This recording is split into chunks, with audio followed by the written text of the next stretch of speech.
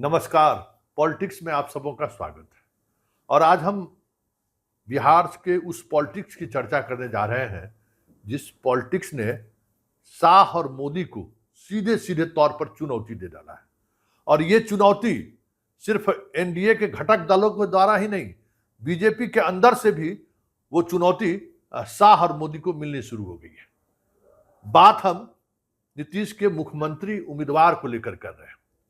कल जिस तरीके से प्रधानमंत्री मोदी ने यह उम्मीद की जा रही थी कि कल मोदी इसकी घोषणा, औपचारिक तौर पर इसकी घोषणा कर देंगे कि नीतीश ही होंगे मुख्यमंत्री, हम नीतीश के नेतृत्व में चुनाव भी लड़ रहे हैं और आगे आने वाले समय में नीतीश ही मुख्यमंत्री भी होंगे।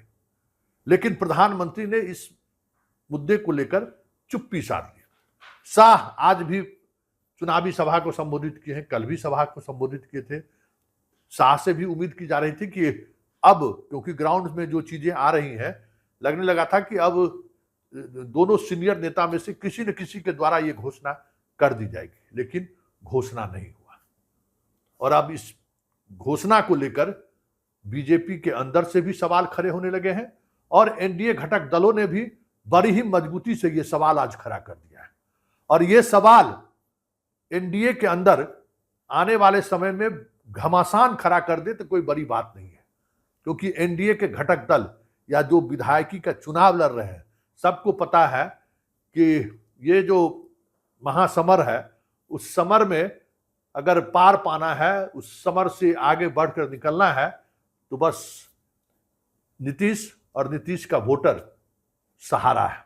क्योंकि यहां न मोदी का चल रहा है, न शाह का वो पॉलिटिक्स चल रहा है, न वो सियासत चल रहा है जिस सियासत के सहारे वो देश को साधते रहते हैं। मतलब भारत पाकिस्तान, हिंदू मुसलमान जो उनका सियासत है, आज भी उस सियासत से शाह बाहर नहीं निकल पाए। लेकिन बीजेपी के जो विधायक जो चुनाव लड़ रहे हैं या जो उम्मीदवार चुनावी मैदान में है, उनको पता है कि इस सियासत से बहुत कुछ साधा नहीं जा सकता है। तो फिर होगा क्या? क्योंकि आज जिस तरीके से 2 दिन पहले रूढ़ी ने जो बात कही थी, आज वो बात उपेंद्र कुशवाहा 2 कदम आगे बढ़कर कह दिया है। और संजय झा ने इस तरीके से इस बात को रखा है कि अब तो हमें लगता है कि आने वाले सभा में जो भी चुनावी सभा होगा, शाह और मोदी के लिए यह तय करना अब मुश्किल हो या जो भी हो, तय तो करना पड़ेगा कि मुख्यमंत्री का चेहरा कौन है। दबाव तेजस्वी और मुकेश सहनी के सीएम और डिप्टी सीएम बनाए जाने की वजह से भी एक माहौल बनाने की कोशिश हुई और वो माहौल दिख भी रहा है। उनके वोटर में एक उत्साह बढ़ा है, जबरदस्त उत्साह का संचार हुआ है। ये भी कहीं न कहीं ग्राउंड के पर जो मौजूद जो लोग हैं उनको महसूस होना शुरू हो गया है। तो जरा पहले सुनिए कि किस तरीके से जिस बात को राजीव प्रताप रूडी ने उठाया और आज उपेंद्र कुशवाहा और संजय झा किस तरीके से अपनी बातों को रखा है, जरा पहले सुनिए। करूंगा और पूरे बिहार में ये संवाद जाए, पूरे देश में ये संवाद जाए। नीतीश कुमार बिहार के मुख्यमंत्री थे, बिहार के मुख्यमंत्री हैं और बिहार के मुख्यमंत्री रहेंगे।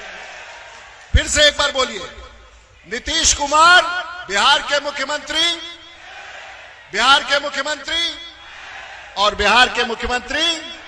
बहुत बहुत धन्यवाद। बहुत बहुत आभार सर। अब हम आग्रह करेंगे अपने, मैं भी रिपीट करता हूं और आप भी बोलिएगा।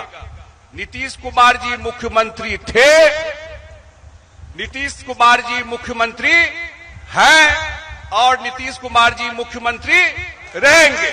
बहुत बहुत धन्यवाद। कई बार मीडिया के बंधु पूछते रहते हैं कि बिहार का अगला मुख्यमंत्री इस चुनाव के बाद कौन बनेगा। मैं हाथ जोड़कर प्रार्थना करना चाहता हूं मीडिया के बंधुओं से भी, कृपा करके यह सवाल बिल्कुल मत पूछिएगा। नीतीश कुमार जी बिहार के मुख्यमंत्री थे, नीतीश कुमार जी बिहार के मुख्यमंत्री हैं और नीतीश कुमार जी बिहार के मुख्यमंत्री रहेंगे। इसमें कोई कंफ्यूजन की बात नहीं है, कहीं से कोई कंफ्यूजन की बात नहीं है। 100% जिस तरह से प्रत्येक दिन पूरब में सूरज का उगना निश्चित है, वैसे ही नीतीश कुमार का फिर से बिहार का मुख्यमंत्री बनना निश्चित है। सुन लिए, उपेंद्र कुशवाहा ने तो कह दिया कि सूरज टले चांद टले, लेकिन मुख्यमंत्री नीतीश कुमार हैं, ये कभी टलने वाला नहीं है।